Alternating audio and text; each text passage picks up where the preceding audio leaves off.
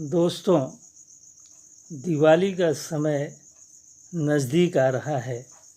ऐसे समय पर हम सभी लोग स्वच्छता का विशेष ध्यान रखते हैं। इस खास अवसर को ध्यान में रखते हुए आज हम भारतीय स्वच्छता क्रांति पर कुछ बातें करना चाहते हैं। भारत के लिए वर्तमान दौर स्वच्छता क्रांति का दौर है।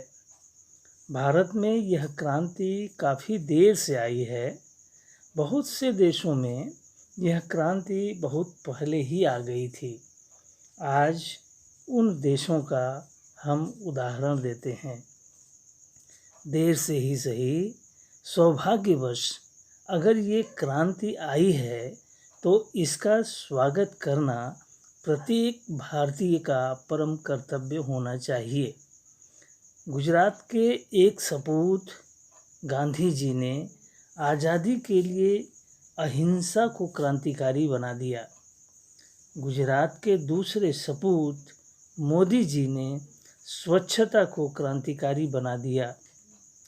आज़ादी की अवधारणा गांधी जी से पहले भी थी, लेकिन गांधी जी ने अहिंसा रूपी हथियार को जन आंदोलन बना दिया। स्वच्छता की अवधारणा भी मोदी जी से पहले भी थी, लेकिन मोदी जी ने स्वच्छता के हथियार को जन जन का आंदोलन बना दिया। अहिंसा का उन्नायक होने की वजह से गांधी जी गुजरात नहीं, भारत नहीं, बल्कि पूरी धरती के सपूत बन गए। उसी तरह स्वच्छता का उन्नायक होने से मोदी जी पूरी धरती का सपूत बनने की दिशा में तीव्र गति से अग्रसर हैं। यह व्यक्ति का प्रशस्ति गान नहीं, बल्कि व्यक्ति की सोच का गुणगान है, क्योंकि अहिंसा और स्वच्छता सर्वदा प्रासंगिक शब्द हैं। अहिंसा सर्वविधि आज़ादी कारक है और स्वच्छता सर्वविधि समृद्धि कारक है। कोई जीव हो, कोई व्यक्ति हो या कोई देश हो, जो जितना ही हिंसक होता है वह उतना ही खतरनाक और प्रतिबंधित होता है। वह उतना ही डरा डरा होता है, वह सीमित होता है, और अहिंसक उतना ही आज़ाद और स्वच्छंद होता है। उसके लिए कैसा डर और कैसी सीमा। स्वच्छता व्यक्ति का स्वाभाविक गुण होना चाहिए। स्वच्छता के प्रति लापरवाही जागरूकता की कमी से होती है। जागरूकता की कमी जानकारी की कमी से होती है, और जानकारी की कमी शिक्षा के अभाव की वजह से होती है। पहले जब ज्ञान विज्ञान आज की तरह विकसित नहीं था, तो ज़्यादातर मौतें संक्रामक बीमारियों से हो जाया करती थीं। हैज़ा, तपेदिक, प्लेग जैसी बीमारियां, ये बीमारियां ही नहीं बल्कि ये महामारियां थीं, और ये महामारियों का तांडव कोई पुरानी बात नहीं। द्वितीय विश्व युद्ध के दौरान जितने लोग प्रत्यक्ष रूप से युद्ध में मारे गए, उससे कई गुना ज़्यादा घायल लोग संक्रामक बीमारियों की वजह से मारे गए। प्रथम विश्व युद्ध से भी पहले यही हुआ होगा। विश्व युद्ध के हर छोटे बड़े युद्ध में यही हुआ होगा। प्रसव के दौरान जच्चा बच्चा मृत्यु दर इसी वजह से अधिक थी। मानव के औसत उम्र में कमी इसी वजह से थी। जन्म दर से मृत्यु दर की अधिकता का कारण भी यही था। इस तरह से थोड़ा अतीत में झांक कर देखने से पता चलता है कि अस्वच्छता वाकई किस स्तर का रोंगटे खड़े कर देने वाला विनाशकारी अभिशाप होता है। ज्ञान विज्ञान के विकसित होने और विशेष रूप से चिकित्सा विज्ञान के विकसित होने से हमने कुछ बीमारियों पर तो विजय जरूर पा ली है, लेकिन इतने से क्या कहा जा सकता है कि हम स्वच्छता के प्रति पर्याप्त जागरूक हो गए हैं? गंदगी को नापसंद करना एक बात है और स्वच्छता के प्रति जागरूक होना दूसरी बात है। गंदगी से होने वाली बीमारियों की संख्या पहले से बढ़ी ही है। इन बीमारियों से होने वाली मौतों की संख्या में कहाँ कमी हुई है और संक्रामक बीमारियां न केवल विविध प्रकार की हो गई हैं बल्कि वैश्विक भी हो गई हैं।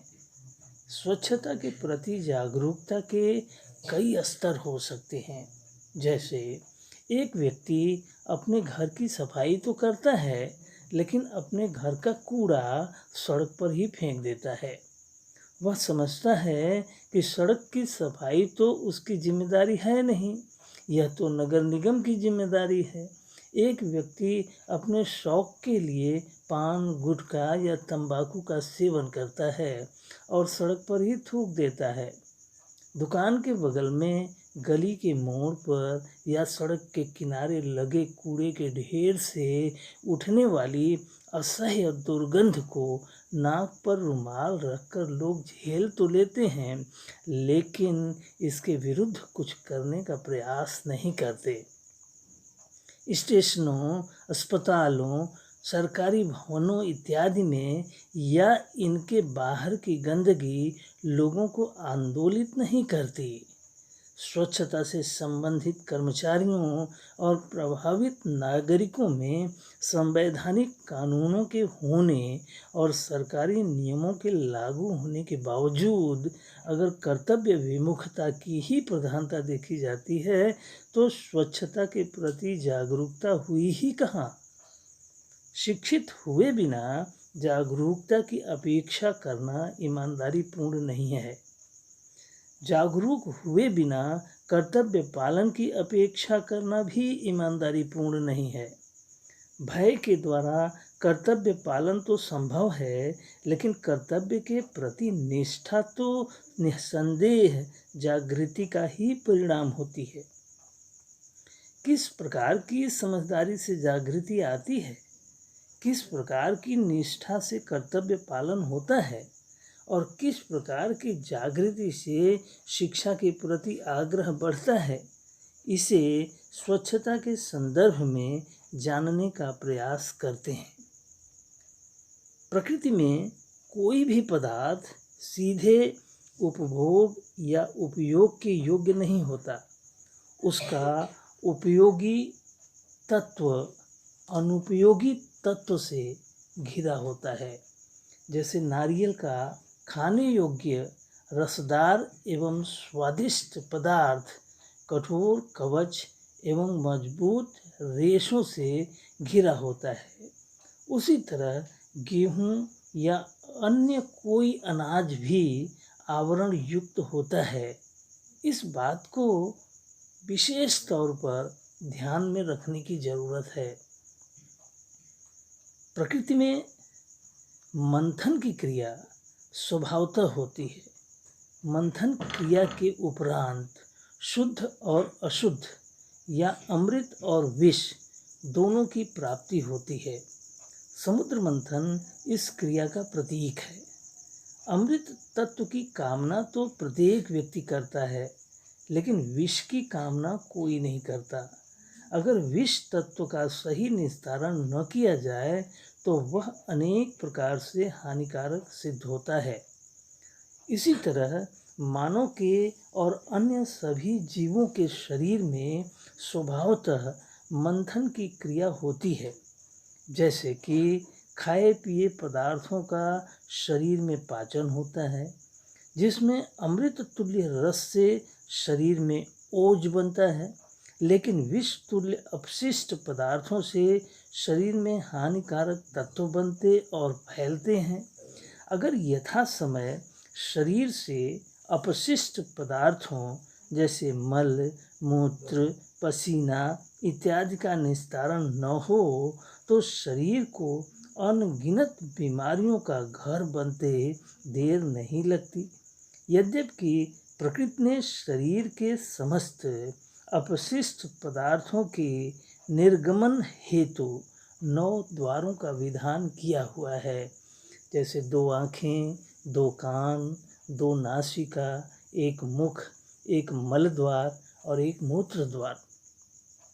इन 9 द्वारों के द्वारा शरीर के हर प्रकार के मलों का अलग अलग रूपों में निर्गमन होता है।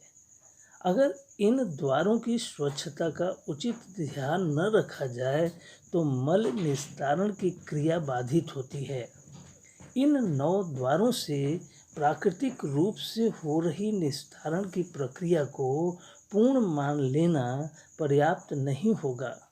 हमें शरीर से संबंधित इस सामान्य विज्ञान को स्वयं समझना होगा और अन्यों को भी समझाना होगा। इन द्वारों की स्वच्छता न करने से होने वाली हानियों और स्वच्छता करने से होने वाले लाभों को समझना और समझाना होगा। इससे शरीर के प्रति स्वच्छता की जागरूकता और समझदारी बढ़ेगी।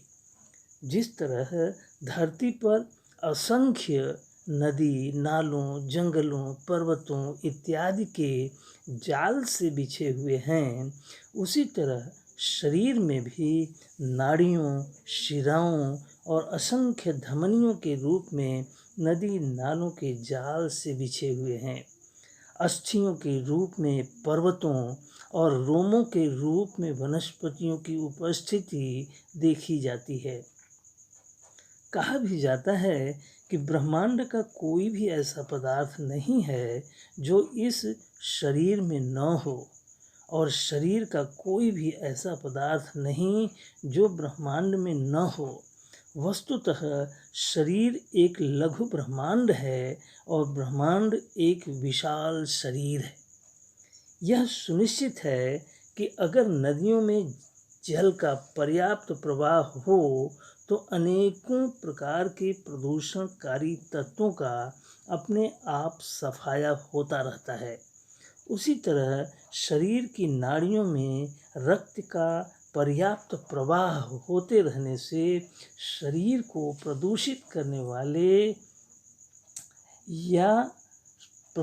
करने वाले कारणों के समाप्त हो जाने की संभावना रहती है।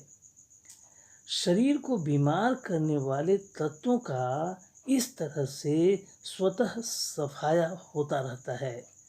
जिस तरह हम नदियों की सफाई का ध्यान न रखकर प्रकृति का कोप भाजन बनते हैं, उसी तरह शरीर में प्रवहमान नाड़ी रूपी नदियों की स्वच्छता का ध्यान न रखकर अनगिनत प्रकार की व्याधियों के शिकार बनते हैं। नदियों में जल का प्रवाह रुकने से या रोकने से, गंदे नालों को नदियों में गिराने से या गिरने देने से, मानव अपशिष्टों और गंदगी को नदी में फेंकने से या फेंकने देने से हम सार्वजनिक रूप से प्रकृति का और पूरी मानवता का नुकसान करते हैं।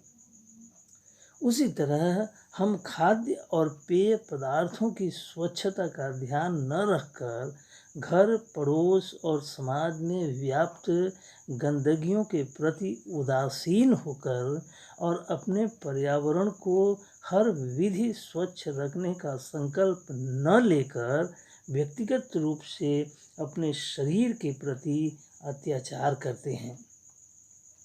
भौतिक रूप से स्वच्छता के 3 केंद्र हैं: भोजन, पानी और हवा। इन तीनों के बिना जीवन की कल्पना तक नहीं की जा सकती। शरीर को बनाए रखने के लिए इन तीनों की निरंतर आवश्यकता होती है। ये तीनों चीज़ें जीव को बाहर से ही प्राप्त होती हैं। अगर इनमें शुद्धता न रखी जाए तो शरीर स्वस्थ नहीं रह सकेगा। ऋषियों ने स्वास्थ्य को केंद्र में रखकर ही इनमें पवित्रता का भाव आरोपित किया है, इन्हें देवता की संज्ञा दी है। इतना ही नहीं, अन्न को यानी भोजन को ब्रह्म कहा, आप यानी जल को ब्रह्म कहा और प्राण यानी हवा को ब्रह्म कहा। अन्न, जल और प्राण की शुद्धता से शरीर, मन और आत्मा की शुद्धता संबंधित है। मानव के लिए इन तीनों के प्रति पूर्ण रूपेण स्वच्छता अभियान चलाना अपरिहार्य माना जाता है, क्योंकि ये एक दूसरे को पुष्ट करते हैं। उपनिषद के ऋषियों के अनुसार अन्न के 3 रूप होते हैं।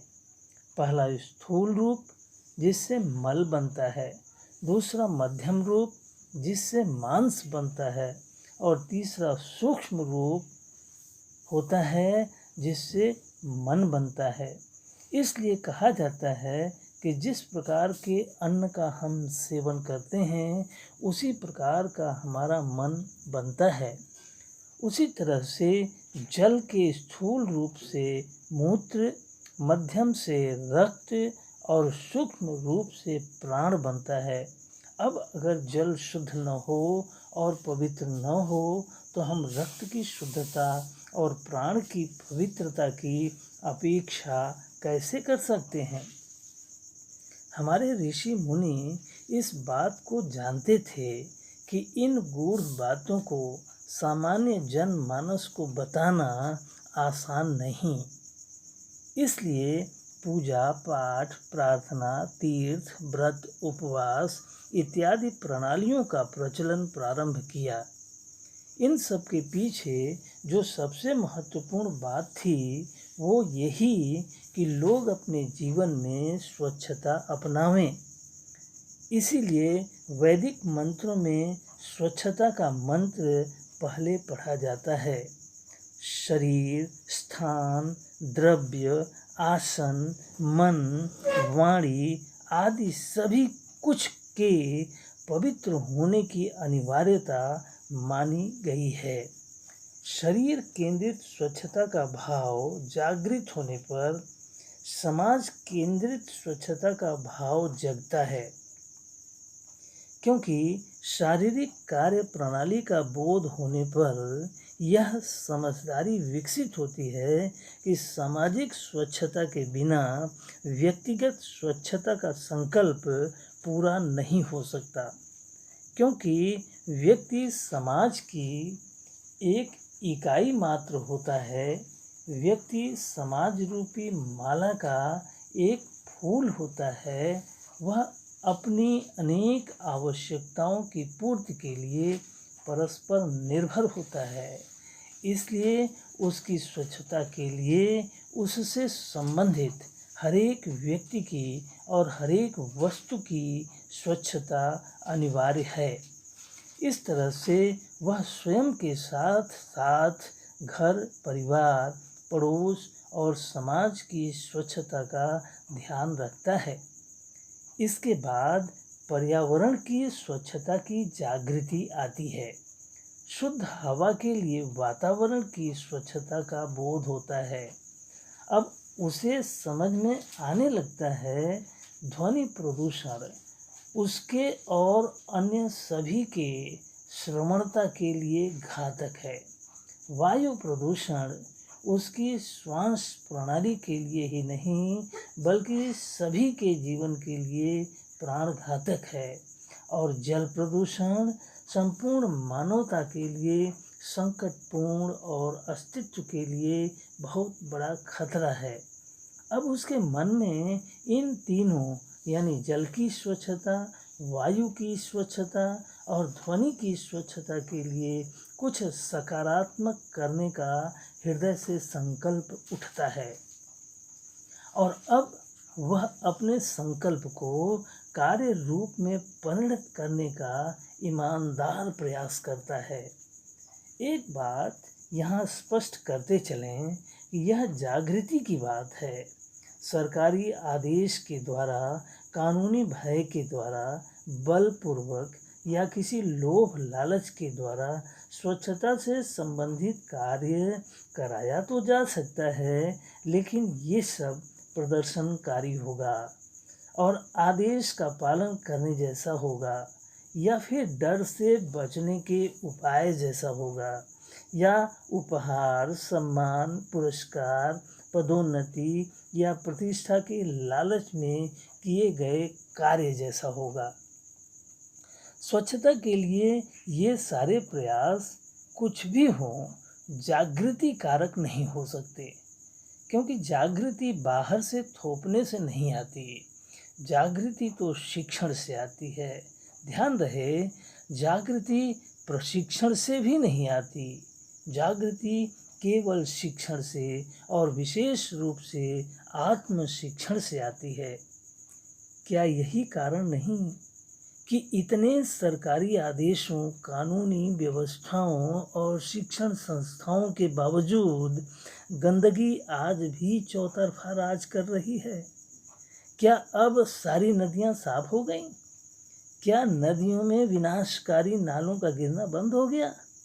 क्या गलियों, सड़कों, चौराहों और मोहल्लों में अब गंदगी नहीं होती? क्या नगरों और महानगरों में प्रदूषण रहित हवा मिलने लगी? नदियों और तालाबों की तो बात ही छोड़िए, क्या जल निगम के द्वारा प्राप्त जल वाकई पीने योग्य हो गया? सर्वज्ञात उत्तर को शब्दों की आवश्यकता नहीं है, आत्मचिंतन की आवश्यकता है। कड़े वैज्ञानिक और संवैधानिक विधानों और सरकारी आदेशों का पूर्ण ईमानदारी से पालन करते और करवाते हुए भी स्वच्छता के अभियान को सफल बनाया जा सकता है।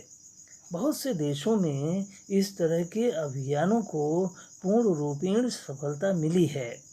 आज जिन देशों को हम स्वच्छता के मिसाल के रूप में पेश करते हैं, उन देशों में किसी भी प्रकार की गंदगी फैलाने पर कठोर से कठोर तात्कालिक दंड की व्यवस्थाएं हैं। इस तरह से यहाँ भी कठोरतापूर्वक स्वच्छता के अभियान को सफल बनाने की आवश्यकता है।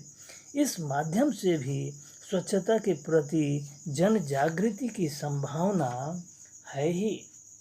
स्वच्छता क्रांति का तीसरा चरण है वैचारिक स्वच्छता।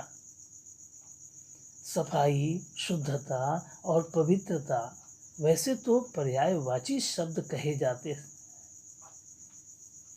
लेकिन इन तीनों शब्दों से अलग अलग भाव लिए जा सकते हैं। शरीर, घर, गली इत्यादि बाह्य स्वच्छता का संबंध सफाई से है। खाद्य और पेय पदार्थों, जल, हवा और आंतरिक स्वच्छता का संबंध शुद्धता से है, और सोच विचार से संबंधित स्वच्छता का संबंध पवित्रता से लिया जाता है। सफाई बलपूर्वक या प्रलोभनपूर्वक तरीकों से कराई जा सकती है। शिक्षण विधियों से ज्ञान विज्ञान के प्रयोग के द्वारा शुद्धता की प्राप्ति कराई जा सकती है, और आत्मबोध के द्वारा ही पवित्रता का भाव विकसित किया जा सकता है। साफ सुथरा होना ही शुद्धता नहीं है, साफ सुथरा और शुद्ध होना ही पवित्रता नहीं है, लेकिन पवित्रता का मतलब साफ होना और शुद्ध होना दोनों है। बाह्य सफाई, आंतरिक शुद्धता और आत्मिक पवित्रता के द्वारा ही वैचारिक स्वच्छता की प्राप्ति हो सकती है। स्वार्थ की भावना, लालच की अधिकता और संग्रह की प्रवृत्ति के चलते सोच में कुटिलता आती है। यह मेरा है, वह तुम्हारा है, मेरा मेरा ही रहे, तुम्हारा भी मेरा हो जाए, मेरा कोई कैसे ले सकता है, दूसरे का मैं कैसे ले लूं, यानी कौन सी विधि लगाऊं कि अपना तो अपना ही रहे, दूसरों का भी अपना हो जाए। ये सब कुटिल सोच के उदाहरण हैं। कुटिल सोच वाले ऐसा ही सोचते हैं, ऐसा सोचने वाले कुटिल ही होते हैं। ऐसी सोचों में चालबाजियां होती हैं, धोखे होते हैं, चाटुकारिता होती है, मौके की तलाश होती है, हिंसक, भयानक और आतंक की प्रवृत्तियां होती हैं। ये सब सोच प्रदूषणकारी तत्व हैं। ये सब वैचारिक प्रदूषण हैं। इन प्रदूषणों से परिवार विघटित होता है, समाज विखंडित होता है, लूटपाट, चोरी, छिनैती, मारकाट, लड़ाई झगड़े होते हैं। वैचारिक प्रदूषण सामाजिक कुरीतियों के लिए जिम्मेदार होते हैं, दुराचार, व्यभिचार और भ्रष्टाचार के जनक होते हैं और दुर्व्यवस्था और अशांति के कारक होते हैं। मानव के लिए यह वैचारिक प्रदूषण सबसे ज़्यादा खतरनाक होता है। इसी की वजह से सामाजिक विकृतियां होती हैं, राजनीतिक अस्थिरता होती है और अधार्मिक घटनाएं होती हैं। अंतर्जातीय और अंतर्धार्मिक भेदभाव का कारण वैचारिक प्रदूषण, क्षेत्रवाद और भाषावाद का कारण वैचारिक प्रदूषण और धार्मिक कट्टरता और आतंकवादी गतिविधियों का भी कारण वैचारिक प्रदूषण। कैसे दूर होगा यह वैचारिक प्रदूषण? बलपूर्वक होता तो अब तक हो जाना चाहिए था। ये तो आग से आग बुझाने जैसा प्रयोग है। क्रोध से क्रोध को समाप्त करना, घृणा से घृणा को मिटाना और युद्ध से युद्ध को समाप्त करना, यानी अहंकार से अहंकार को निर्मूल करना न कभी हुआ है और न कभी हो सकता है। क्रोध तो अक्रोध से मिटेगा, घृणा को प्रेम से और युद्ध को शांति से ही जीता जा सकता है। इसीलिए विश्व भर के महान संतों ने प्रेम और शांति का मार्ग चुना। इन्हीं का जगत को संदेश दिया और इन्हीं को वैचारिक प्रदूषण दूर करने का सर्वोत्तम साधन बताया। मैंगार्ड पावर योग उन गुणों को विकसित करने का प्रयास करता है जिनके द्वारा समाज में, व्यक्ति में, देश में, विश्व में वसुधैव कुटुंबकम की भावना प्रगाढ़ होती है। तो आइए हम मिलकर के मैंगार्ड पावर योग के द्वारा यह संकल्प लें कि हम अपने हर प्रकार के प्रदूषण को दूर करेंगे और हर तरह की स्वच्छता का अभियान आज से और अभी से प्रारंभ करेंगे। धन्यवाद।